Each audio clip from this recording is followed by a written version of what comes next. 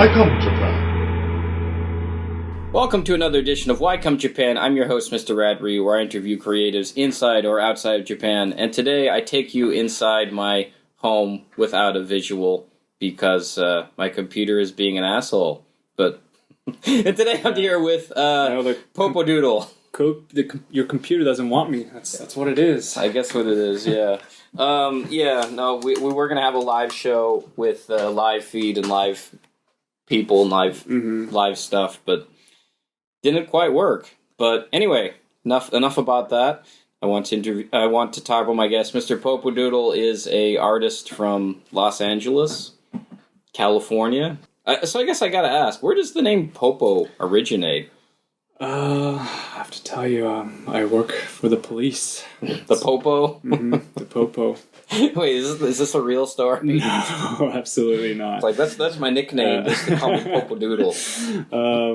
Although I do have some story about the Popo thing. But the name derives from, for those of you, Dragon Ball lovers. Mr. Popo. Mr. Popo. Oh, okay. And I used to own a dog. He was a black retriever mixed with American bulldog. And really? I absolutely loved this dog. And yeah, my family decided to call him Mr. Popo, Popo, because we loved Dragon Ball. And my dog was black, and Mr. Popo was black. So hey, Popo's a cute name. So, and I just love this dog to death. So I decided to just take his name after he passed away. Oh really? Yeah. So, okay, well, that's kind of a cute story. Yeah, Yeah. So it does have some origins in Dragon Ball Z. Most definitely. Okay, I see. I think people today probably find Mr. Popo's caricature a little blackfacey. I don't think you probably see much of it anymore today. No. Yeah, definitely blackface. Goodness. I wonder what they were going... I would like to know more about his design, about why it is they made him, why they use the black... What do they call that? Like, the red lips and the black face? Is there, a name for that? Honestly, I have no idea. Okay. Is he human, Mr. Popo? I don't know. He has pointy ears and... Well, because in the manga... Dragon Ball. I've gotten up to this point because I was telling you earlier that I started Dragon Ball, the manga, for the first time, and I've gotten all the way up to Dragon Ball Z now. Because Mr. Popo, he was the one who was Kami-sama, God, and he was his right-hand man? Yeah. Is that right? Yeah. And then Goku visits him to train, to get better at something? Yeah. And Mr. Popo just, destroys Goku. Oh. I think first. Yeah, that's right. I think Mr. Popo does kind of train Goku for a little bit before he sees a god. I don't know. I haven't read Dragon Ball for a while, but... Right. Okay, so I discovered you through Instagram. Yeah, that's where I'm at. I think I kind of randomly found you, actually. It was through a sponsored advertisement. Yeah, I did run some sponsor, pay money to gain some followers, because just the algorithm is just killing me. So I decided to use some sponsor, and now I'm here. So yeah, I think it was all worth it. Well, let me ask you this, because I was talking to you earlier about how YouTube is a completely different beast today. It's just that before, there wasn't that much content on YouTube. So, being a YouTuber, even the most amateurish video would get at least 1,000 views. Like I say, hey, I'm going to the Combini today to try the new Coke Apple, right? And that would get some traffic. Yeah, you get 5,000 views. Yeah, you get 5,000 views. Now it's just you're lucky if you get 10 or something. If especially you got to put one of those goofy looking face thumbnails, and then you have to put all the extra work into it. You got to definitely be extra about it. So I guess my question here is, did you get a lot of extra? I don't know what's the word I'm looking for. Exposure, or more people who followed your Instagram because you sponsored some of your content? Oh yeah, most definitely. Really? So you'd say it really helped? Oh yeah, it definitely helped. Really? I think it was about a year ago. I only had about 400 followers. This is before I started doing sponsor, and then I I would run a sponsor at least like a once a month, and now it's gone up to 2,000 followers. So I think it definitely helped. But you do have to pay. I think I spent about at least like maybe $200 worth of sponsor. Really? Yeah, because I remember just one day on Instagram, just like going through some of those stories, and one of your sponsored art pieces showed up. I'm like, oh, this is kind of cool. Which I thought was pretty interesting, because most of the time when I'm looking at advertising, it's mostly garbage, Yeah. So it was kind of refreshing to see something that wasn't, trying to sell me something. Well, I am trying to sell myself, I guess. Well, like, yeah, just trying to get exposure. It feels more organic. It doesn't feel like some machine. I don't want to be like in your face type of guy. So it definitely doesn't come off that way. Okay, good. Because I mean, even on Facebook too, you can sponsor yourself, quote unquote. I don't know. I'm not sure how I really feel about this. Is this kind of sick? We're paying money to like just get more followers. I mean, like, it doesn't even guarantee that your brand, quote unquote, will succeed. I don't know. Yeah, you never know, but I guess it helped. Like through all the sponsors, I was able to like engage with a lot of people in the internet, and through that, I was able to get quite a good handful amount of commissions. So I think it was, at the end of the day, I think it was a plus. Oh, really? So, fun fact, if you haven't cyber-stalked either of us yet, you may have noticed that Mr. Popo here, if you don't mind me calling you that. Mr. Popo. Sure. Popodoodle here, he produced one of my commissions for a new podcast I'm working on. Yes, I know, another one. For me, and quote-unquote, this new podcast is something I've been working on. What is my question? You lost yourself. No, yeah, I do this often. I do it all the time too. Okay. Okay. My question is where would you say you get the most of your influence from a lot of your work? Because I mean, I've noticed like it's a definite style, and you have. Maybe I should ask first about what it is about the skeletons that. Because you kind of use that as like an avatar, and it's kind of like your go-to drawings. It was a lot easier to draw skeletons rather than people's faces, or expressions, or like the faces. It's just easier to draw skeleton for me. It was easier for me to draw skeletons. And also, like, living in the States, there's you study about racism and all that. So it was just really convenient for me to just take the skin off, and that way, there isn't really racism. You just so that's interesting. Under the skin, everybody's the same skeleton, right? Yeah. So yeah, like that too, and also. Reason why I draw a lot of skeleton is because I took a lot for granted in the past, and I realized this after my grandfather passed away. Like, there were so many opportunities I could have had to like actually spend time with him, but I took him for granted, and I have a lot of regrets. So then, shortly after, I came across this philosophy of memento mori, where, you have to accept death. So, death is with us, so accept it. Wait, refresh me again. What's memento mori again? Like that you're going to die soon? Is that what that means? Well, I think it means is that, death is part of us. It's inevitable, so live life to your fullest.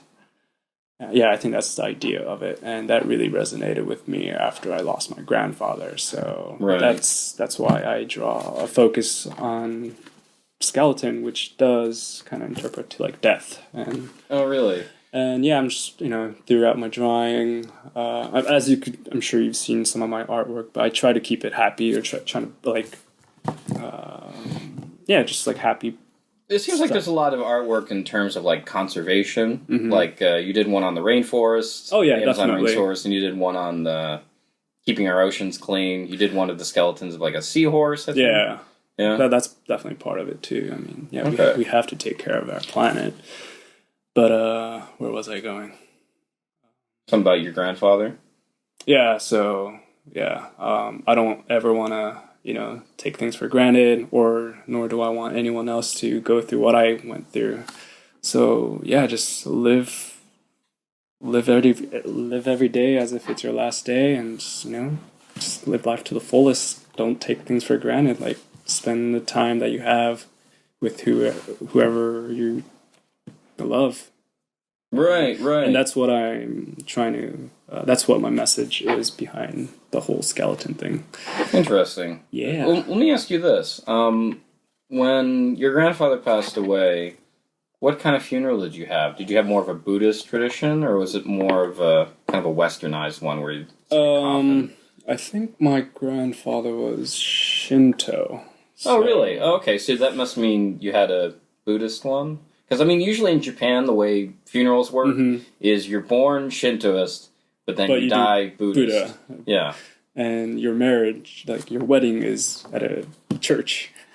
Is it? Well, yeah, that's true. I mean, I don't know. Japanese weddings are like, you can either get a westernized one, where you get like a fake preacher, or you can do the one where you... The Shinto one where like you dress up and everybody looks really serious. Yeah.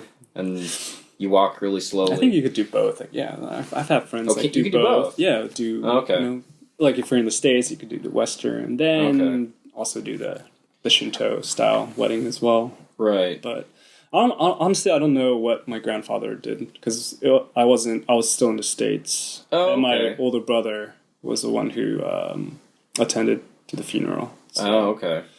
Yeah, well, the reason why I ask is because I recently I experienced the whole Japanese, how it is they handle death in this country much differently than they do in the United States, where I had to go to the crematorium where they had to burn the body, and then like there's a little process they do where everybody picks up the bones and then they place them in the urn. Yeah. And I think for somebody who's probably squeamish or like who doesn't like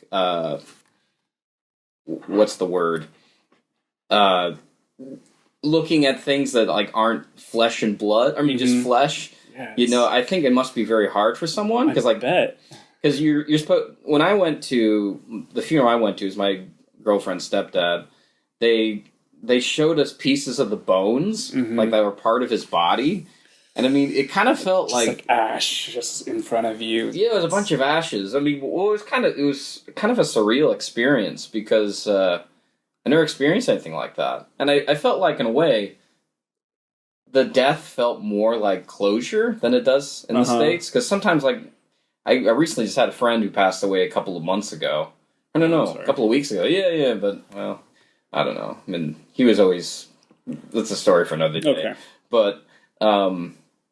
And it just made me think about, like, sometimes, like, when people pass away in the States, it's like I completely forget that they pass away, which is really horrible, I think. But, and it made me think about the Japanese style, about how they take care of the dead. Like seeing the process of that long process, it definitely feels like closure. Like, it's definitely over. It's gone. But, anyway... to move on. I haven't experienced it yet. So. You haven't experienced it yet? Oh, I have seen my grandfather's ashes, but I haven't been to the crematory. So, well, they didn't. They kind of like what they do is they pick up like the big pieces of bones, and then you just pick them up with like large chopsticks and put them in the urn, and then they just bury the urn. Did you pick them up? Yeah, we picked them up, and then they sweep up the rest of the ashes in there. And I think I inhaled them a little bit. Oh boy! Well, because from the like when you sweep up really quickly, sometimes you push the dust into the air. Ash. But how did that feel? It felt like that. It's part of you now. I guess it's part of you. It felt like that scene in The Big Lebowski. Did you ever see that movie? Oh yeah. Where. What's his name? Walter? Not Walter. No, it was Walter. Oh, yeah. Where he throws his ashes into the Pacific Ocean. And the wind of blowing the opposite direction just goes in his face. Yeah, that's definitely how it felt. That was the funniest scene. My goodness. All right, let me pivot a little bit here. I know this is a little getting a little sentimental here, but just a bit. Are you a big fan of like yokai? You know was it Gasho Doroku, right? Yeah, Gasho Dokuro. Excuse me. I can speak words. Like that giant skeleton. The giant skeleton. Yeah, were you a big fan of? I've seen a lot of, or actually I haven't. Or I kind of grew up reading or watching Gegege no Kitaro, which is a very old. I guess one of the. They've rebooted it, I think, recently. Oh, have they? Yeah. Yeah. So with more common themes, like what is it like to be a YouTuber, that sort of thing. Oh, really? Yeah. But yeah, like I've seen a lot of yokais through Gegege no Kitaro, and I was always fascinated with those, like, those creatures, or it's just like anything like related to that, not just Gegege no Kitaro. I like stuff from the Western stuff too, all the ghosts and dragons and just all that fantasy world. I was always fascinated by that too. So yeah, definitely Gasha Dokuro. I've seen it, and yeah, I can't say I wasn't influenced. Right. Yeah, what is it? Yokai are kind of interesting because it's kind of more, they're not just created to be like, for example, the equivalent of like in America would be like Bigfoot or maybe UFO sightings, or in Europe it'd be like the Loch Ness Monster. But in Japan, yokai, or these kind of like mythical creatures, they're more, they're not seen as like threats all the time. Well, sometimes they are. I think was a Gasho Kudo is a little bit of a threat because it's supposed to be like the skeleton. What do you know the story? It's like a skeleton that's like the remains of some dead tribe, or honestly, I don't know the story behind it. I looked it up on Wikipedia before I did this interview, but I can't for the life of me tell you what the story was beat for beat. But I remember it's kind of a haunted house kind of story. But I feel like these yokai, they're used to, I guess it's a threat to the kids, so they won't misbehave. It's like, oh, if you act a certain way, then the yokai will, take you away, and like, I don't know. Well, because I remember reading, I have a bunch of books on yokai here in this apartment that talk about how the first yokai that was kind of created was one that, like, let's just say you hear some weird noise at night, or some strange and peculiar noise, and that's how the birth of yokai kind of came to be. It's like, what was that? I don't know. It was a tengu. It was a guy with a big nose. Big nose, black wing, and black wings, and he can shapeshift and steal your toys. And so, point is, get your ass in bed. That's the point. Yeah. For lack of a better context.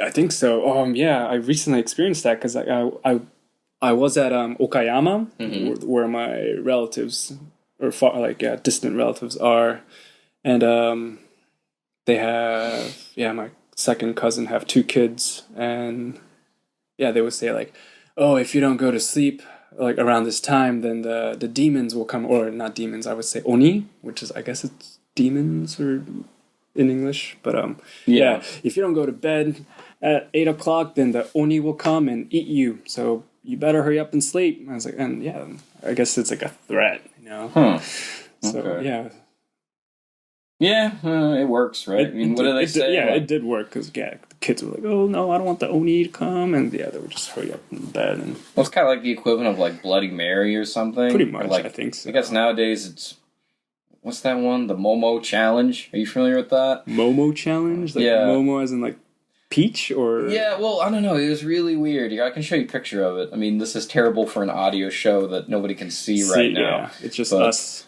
It was like this, some here it is. Okay, get ready for this. It's really it's really like in your face. All right, this one. Oh yeah. Have you seen this? I have seen the Momo Challenge. Like, yeah, it was on Instagram for a little bit. It was on Instagram for a little bit, yeah. Like, what was it? Like, oh yeah, it would tell the kids who were playing with their parents' phone or something, and this would pop up, and like, if you don't kill your parents, then I'm gonna come eat you or something. I think that's... Well, what's interesting about this is the lore kind of behind it was completely manufactured. Because this is like the original... It's like a statue. That's some art piece or something. God, this is creepy. It is really cool. What is it that makes it so creepy? Is it the smile or the eyes? I think it's probably the combination of both, maybe.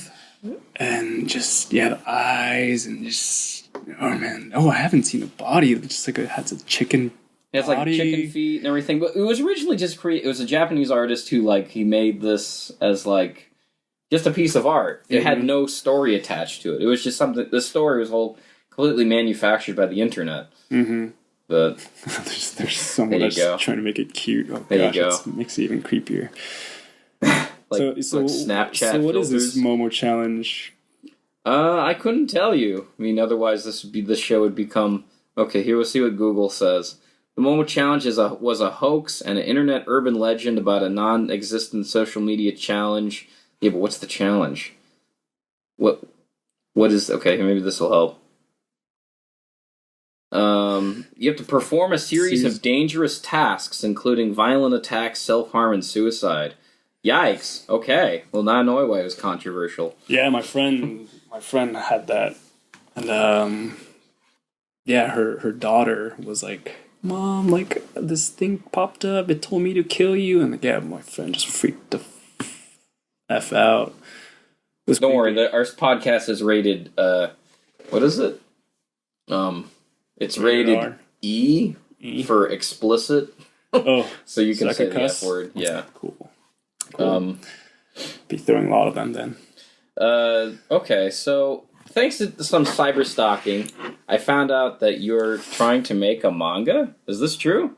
Yeah, I don't know. I don't know when it's gonna happen, but that's always been my kind of goal. I've always loved manga. I grew up reading manga. And if I could publish my own, that'd be amazing.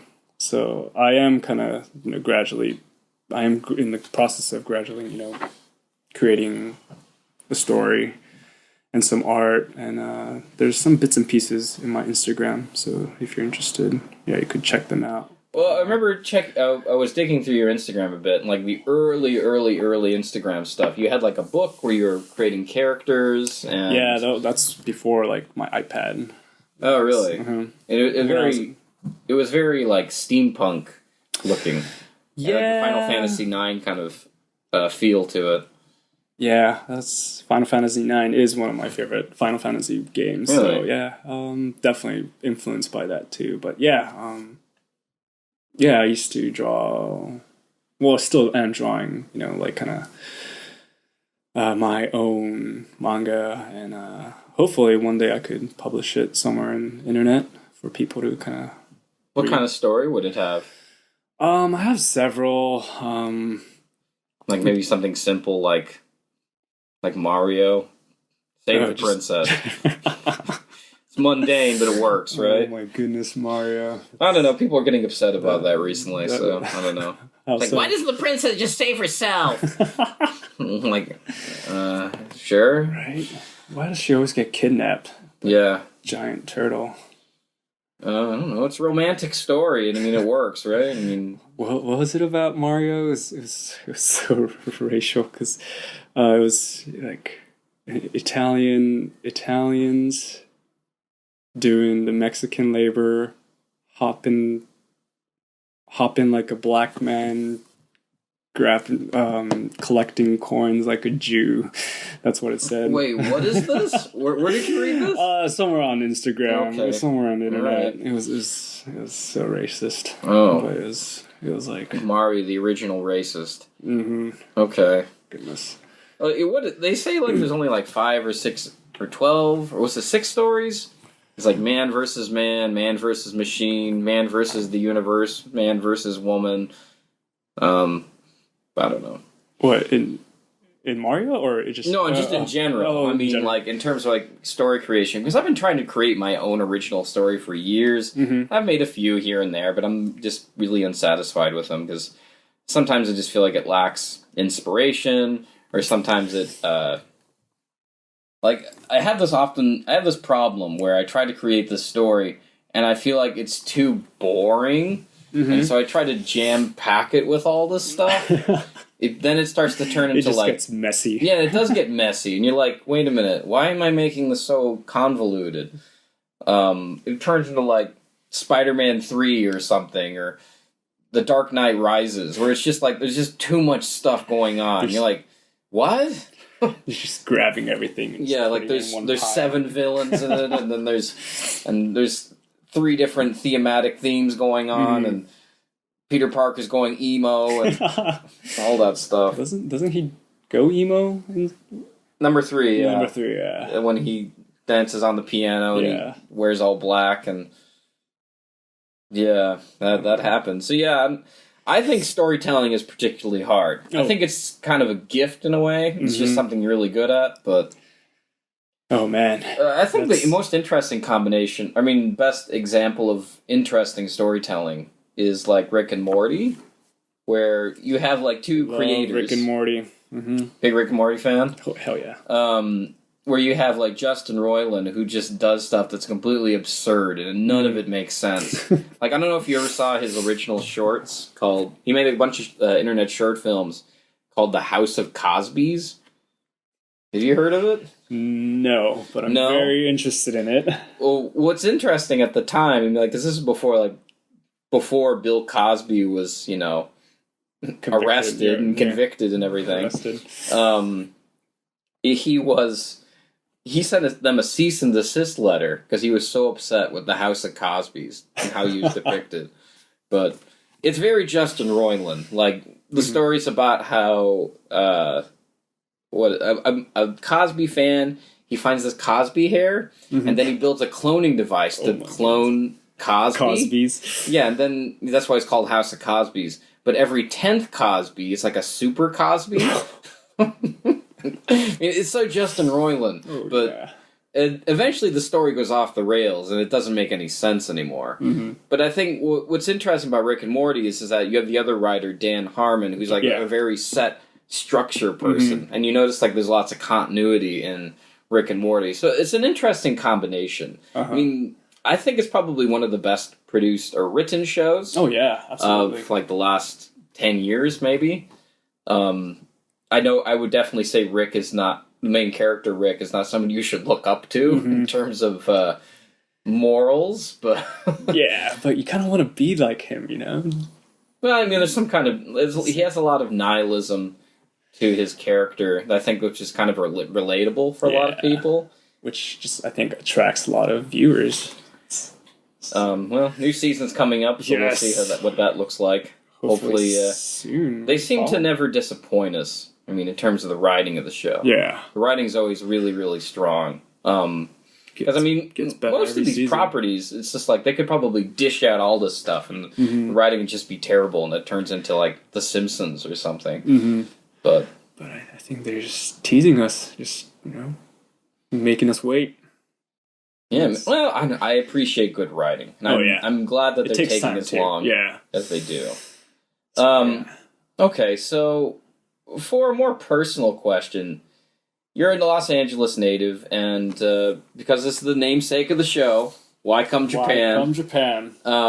What is it that brought you back to the Japans? Why are you here?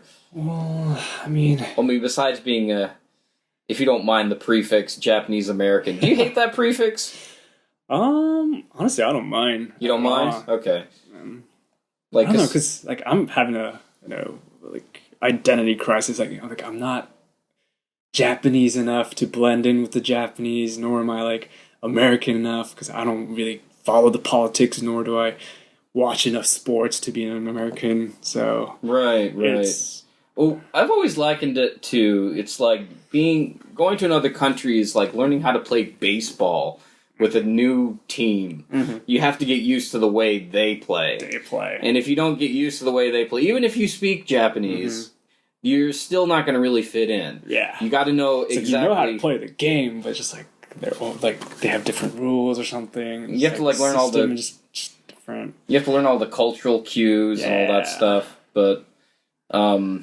especially in Japan, all the seniority and all that. Yeah, it's... So It's not easy. you were telling me that you're here on sabbatical in Japan just for like 6 months, you said? 6 months, yeah. Just I saved up to kind of drop everything and really focus on my art. And I was like, why not do it in Japan since all of my relatives are all over here? So I decided to just book a flight and live with my aunt and see my cousins regularly, or mostly spend with my grandparents that are still alive. And so you're staying with your grandparents? They live here in Tokyo? Yeah. Well, I'm living with my aunt, and my grandparents live like walking distance. So. Oh, okay. Yeah. Would you say, I guess to use the Japanese term, are your relatives Tokyojin? Like Tokyo people? What do you say? Tokyo? What do you call them? Tokyoites? Or no. Isn't it just Kanto? Or? I guess Kantojin? I don't know. Because the area here, Kanto, that's Chiba, Kanagawa. east of Japan. I don't know. Yeah, I guess they would fall under Tokyojin or Kanto, because they've only lived in Tokyo, so. Because I've asked certain people who I meet here for the first time, I'm like, are you from Tokyo? Because I do meet a lot who are from the countryside, who often tell me like, oh, okay, like they're from Gifu or something, or some prefecture I've never been to, like Shiga Prefecture or something. Yeah, it's so different, and it's fascinating how small Japan is, but there's so many prefectures, and just people in each prefecture are so different. Especially Tokyo versus Osaka, there's just completely different people. So let me ask you a bit about your background in terms of your illustration career. Did you go to school for any of the illustrating? No, I've never went to school for it. I guess I could call myself self-taught artist. Okay. I've never went to school. I just doodled. I just drew whenever I have free time. Right. In fact, I never went to college. So I spent most of my 20s playing Halo 3. Yeah. Whole lot of waste of time. There's nothing wrong playing Halo 3. I mean, maybe you probably learned some stuff. I mean, I don't know. What can you learn from Halo? How to do a headshot, I guess. How to do a headshot. Halo has a story, right? It does. I still remember where exactly the sniper is and where the rocket launcher is. Completely unuseful. So is your game console of choice always Xbox? Yeah, Xbox. Really? Because it's not so popular here in Japan. It's not. It's definitely not. It's more PlayStation. Because I think the image people have of Xbox here, at least everybody who I ask, I have one friend who's a returnee from Japan, and he says that everybody's impression of Xbox is big red light.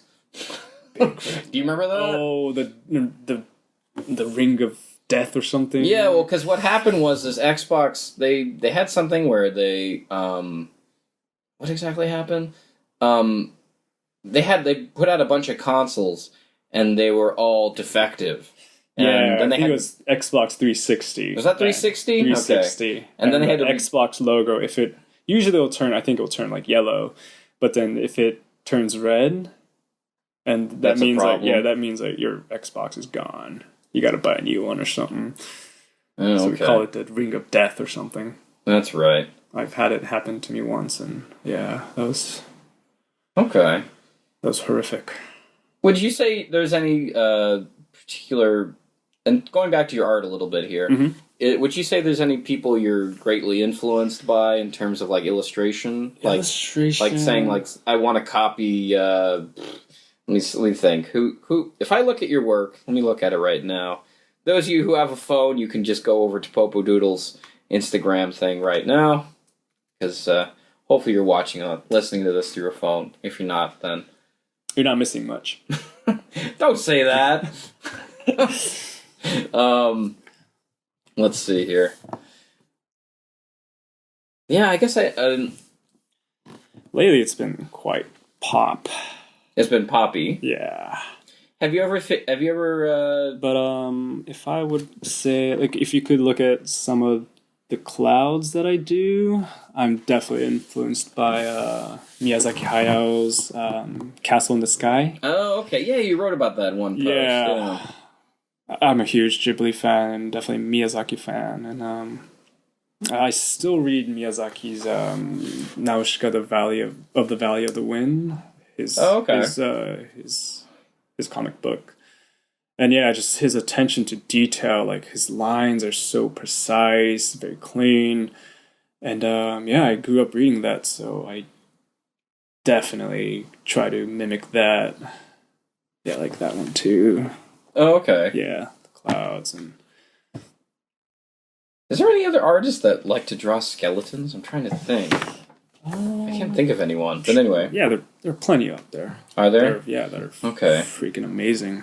It's escaping me. Like, whenever I like looking at art and comparing it to other things, and I'm wondering, and sometimes I used to always wonder if the artists themselves were always influenced by them. Like, you look at people like Tim Burton, and then you look at, like, what's his name? Eastern European artists like von Schenkmeyer, if you know who that is. He did all these, like, surrealist claymation and... claymation. Animated videos. They're amazing. Like, it's like an Eastern European creator. You gotta tell me about that. Like, I'll Google it. He did one movie called Alice, which is really popular here, which is like a take on Alice in Wonderland.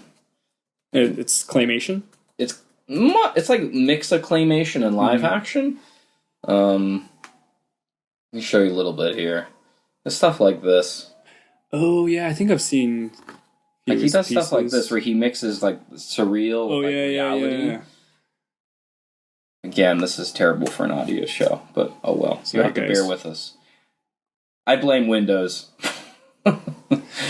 Yeah. Stuff like this. Like, look at Radley this. spent about 2 hours trying to set up this amazing studio, what a but... nightmare. Hopefully this doesn't happen in the future, but we could always... Hopefully this won't be our last podcast. Or will it? Will it? We'll see. I might ruin it all for you, Radley. No, it's fine.